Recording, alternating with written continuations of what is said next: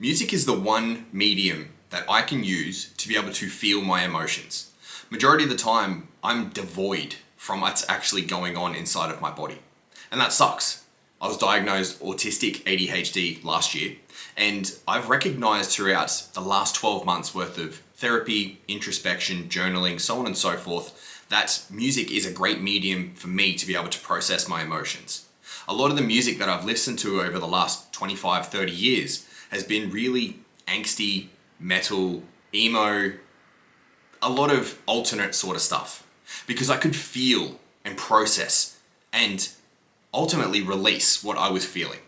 And I know a lot of you guys out there feel the exact same way.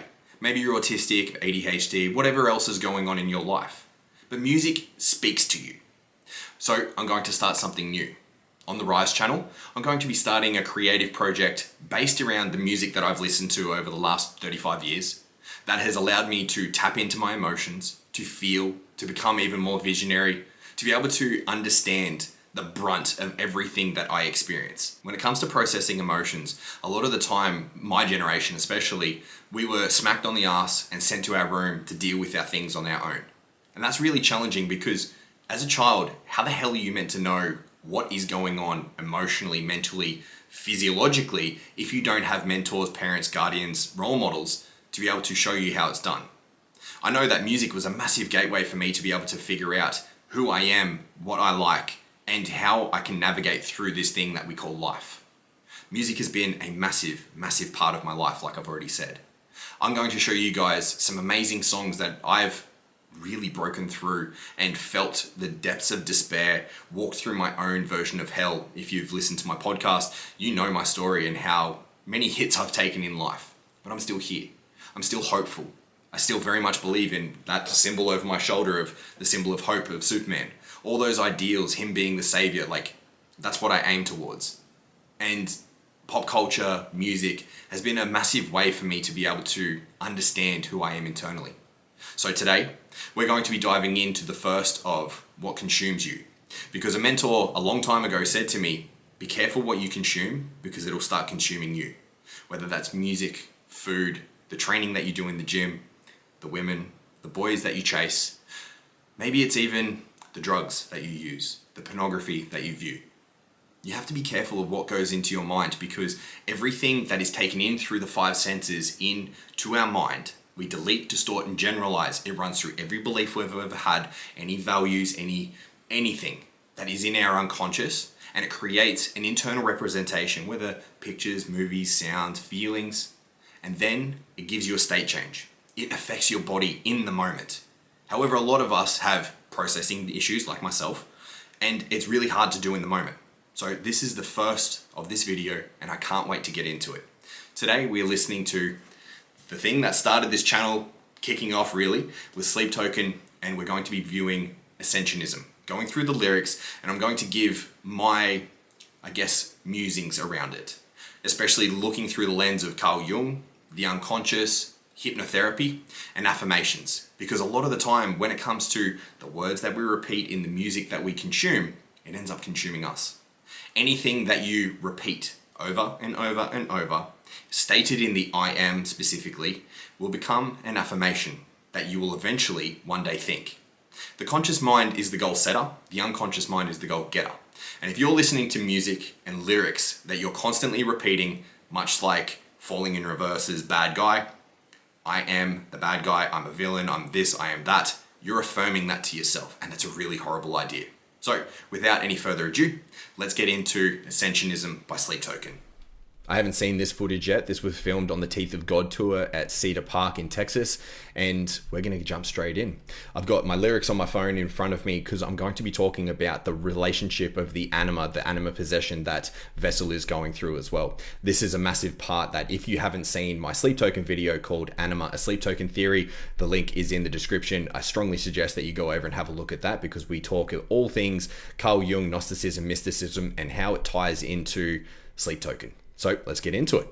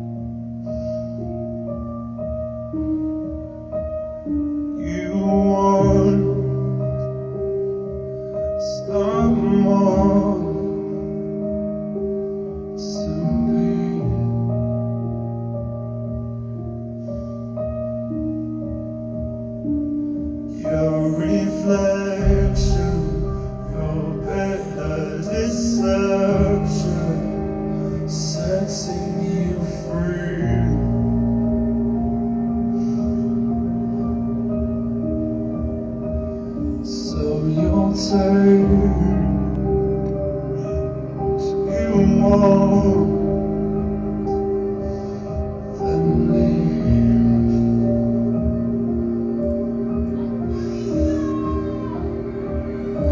right, we're going to pause it right in between. Haunting, absolutely beautiful. So the reason why I want to pause it there is because this is the start of the bargaining that Vessel has, saying, please just be with me. Don't take anything further away from me. I want to be one. I want to be whole. It's a bargain that I know for myself that I've had time and time again. Talking with my anima, talking with my soul, talking with my higher conscious mind, whatever you want to call it. There's so many other parts to ourself other than what we experience in the physical world or even in our mind. There's so much going on, and experiencing it through music is a great way of figuring out what's happening inside our internal environment. Because really, we live in two worlds. We live in a physical world, yes. However, we don't actually experience the physical world. We hallucinate our reality around us. Like I said earlier in the intro, it goes into our five senses, into our mind, deletes thoughts, generalizes, and then we make inferences. We come up with meanings because that's what our mind does. It makes meaning out of things. So setting you free. My whole thing with this album, the Take Me Back to Eden album, is based on this being the final hurrah. The anima possession's ending. Vessel saying, please, just be with me. Let's integrate. Let's ascend. I mean, this song is called Ascensionism. Let's ascend into godhood. Let's ascend into enlightenment. Let's ascend and become one. Become whole. To individuate, to integrate. What more can you want? Realistically, that's what all of us are here trying to do. Creating an identity, creating meaning and purpose, following some form of a North Star, even if it's obscure, even if it's arbitrary, even if it's something that is so minuscule to orient ourselves in this world. That's what we're all looking for. And if you were to follow Maslow's hierarchy of needs, self-actualization is the highest that the individual can get to before it steps into the collective. And for you to fully individuate means that you fully self-actualize. You start tapping into your true unlimited potential, your unlimited purpose. You can gain meaning from absolutely anything. You can affect through service and help other people. It's absolutely wonderful. In my worldview, that's what we're all here to do. Find your unique genius, find your unique thing that you can serve the world with and help humanity ascend. Getting back into it. Made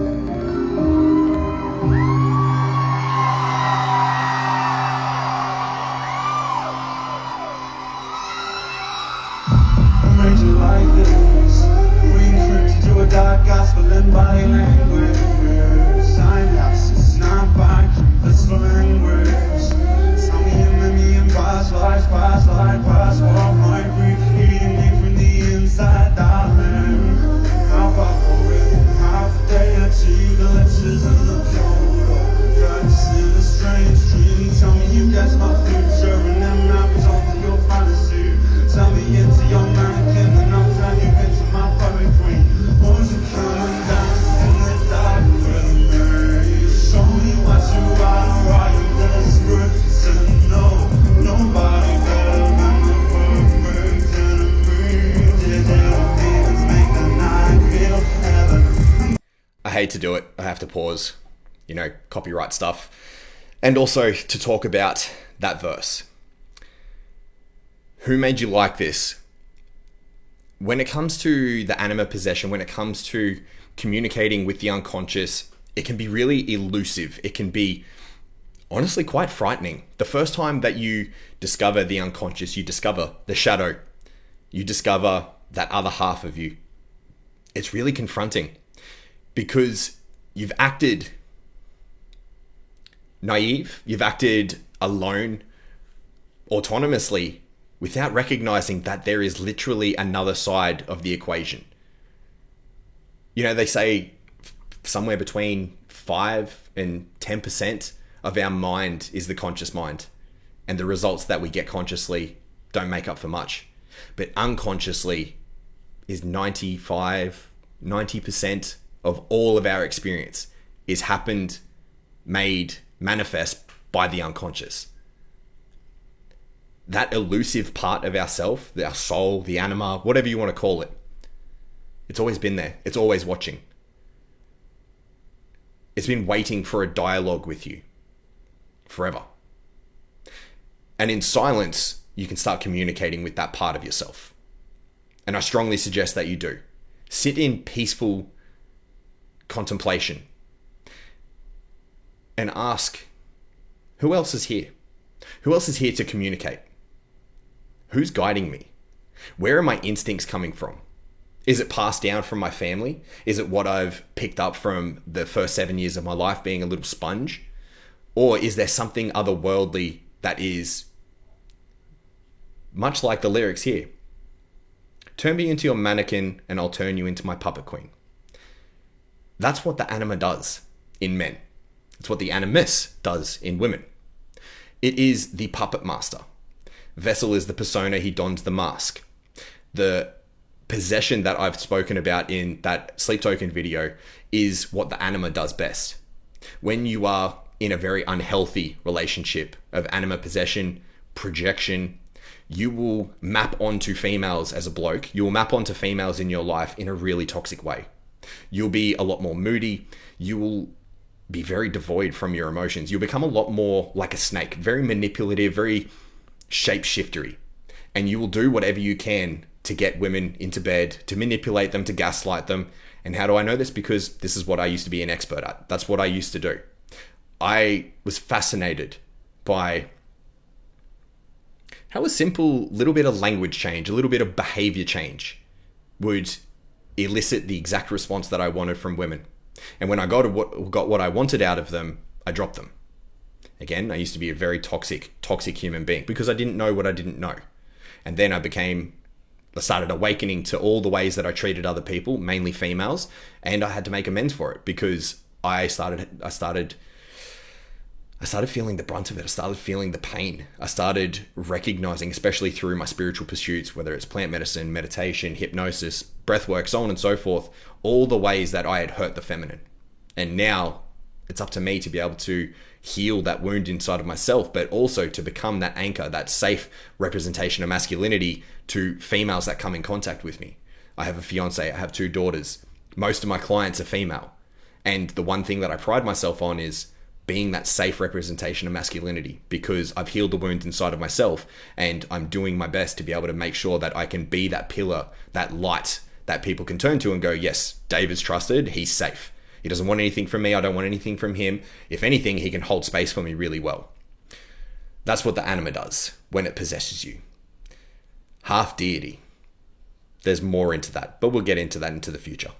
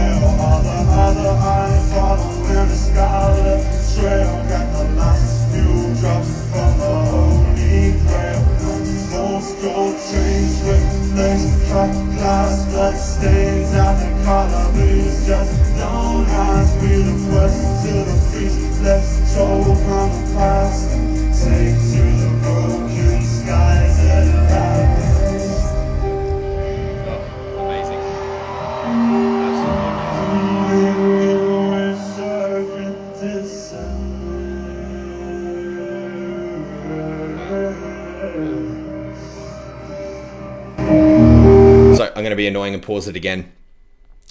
What he's talking about here, this is a massive reference to the song Atlantic in the second album, This Place Will Become Your Tomb.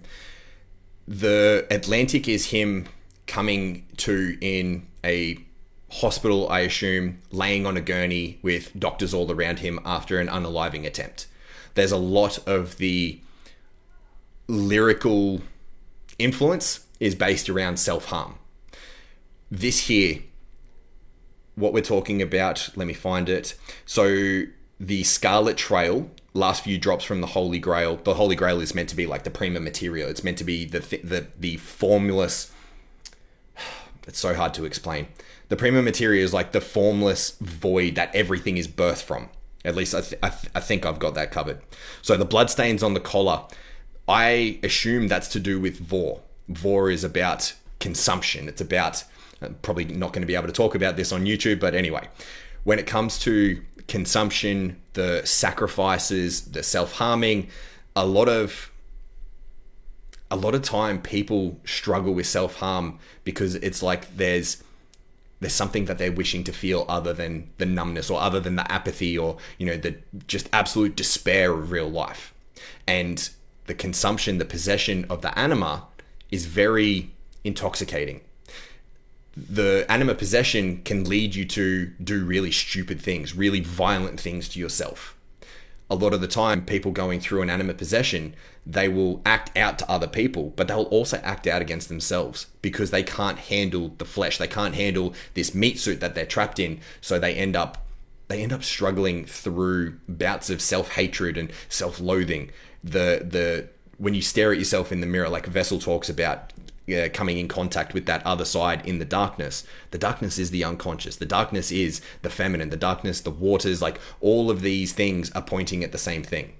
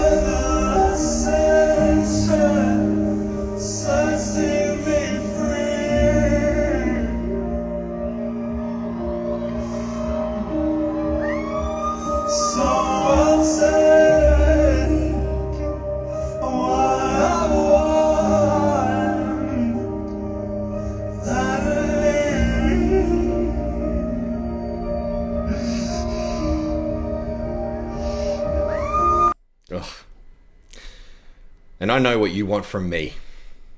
You want the same as me, my redemption, eternal ascension. So this wasn't something that I came up with during the Anima sleep token video. However, it actually comes from Constantine, that Keanu Reeves movie, where because John Constantine self-harmed when he was a teenager, he ended up going to hell, meaning that he can't get into heaven. So the conflict in there, having to go back into the mortal realm, into Midgard, into Earth, back as a human. The redemption is trying to get to heaven. It's that ascension piece.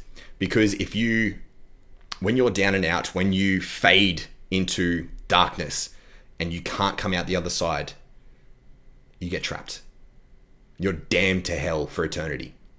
It's one of the hardest things that people have to reconcile with, is that dark side of themselves. all the hate, the malevolence of real life, the pain, the anguish, the war, genocide, just how evil humanity can be. Because humans they're not perfect. Far from perfect. They're not good, they're not bad, but they can be influenced from the other side. Sure, people have proclivities. However, it's a nature versus nurture thing. And at the same time, because modernity has taken out the spiritual, psychological realm, the mystical realm from normal everyday dialogue, we're losing something abstract to be able to orient ourselves in the world with. And that's why people go to things like spirituality. That's why they join pseudo religions like atheism, like CrossFit, veganism, carnivore. Like they jump into ideologies because there's nothing governing them in the abstract, in that mythopoetic realm of consciousness. How are you meant to orient yourself if you don't have something that is divine, that is guiding you, inspiring you, communicating with you, using synchronicity, signs, symbols, metaphors to be able to go through life? Your soul, the thing that is eternal, is always watching, is always behind the scenes. It wants the same fucking thing that you do. It wants ascension. It wants the raising consciousness. It wants to raise up into love and joy and into bliss. It doesn't want destruction, all the dis words, disintegration, dis-ease. It doesn't want those things. Carl Jung has a great quote. No tree, it is said, can reach to heaven unless its roots reach to hell. Vessel is someone that has been through hell. You can tell in his lyrics that man has literally walked through the depths of hell, as have I. Some of the things that I've experienced, and there's a lot that I can't talk about. It's heavy. My roots are connected to hell, but I know my branches reach to heaven as well. I've experienced both. I've experienced pain, anguish, hate, rage, disgust, resentment, but I've also had enlightenment experiences. I've had such a wonderful, vibrant, polarized life, as many of you out there have. My story is not unique. My visionary abilities aren't unique, but it's mine, the same way that it's yours. So, long-winded way of saying that abstract, the spiritual realm, the mythopoetic realm, you need something that is outside of the physical realm to be able to help orient yourself, to be able to give you more beautiful, more vibrant language, to be able to articulate the incommunicable. There's so much beauty to life, but we're so limited with human vocabulary, human language to try and describe what's actually going on. Life is wonderful, but it's far greater than the physical that we've got sitting around us right now. Let's wrap up the rest of the song.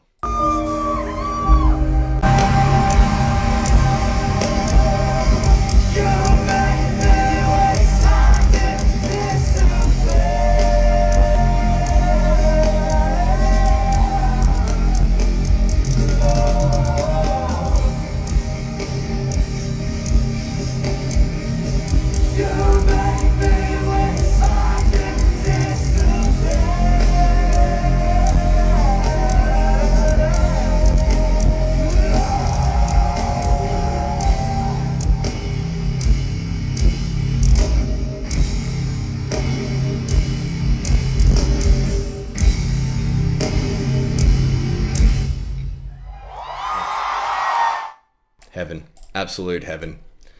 Now, this has been very clunky for the first one, but that is what it is. It'll get better as I explore this new medium of creativity, of exploring my thoughts, exploring emotions, exploring my mythopoetic experience. This is what it is to be alive. This is what it is to be an intuitive, deep thinker and feeler as well.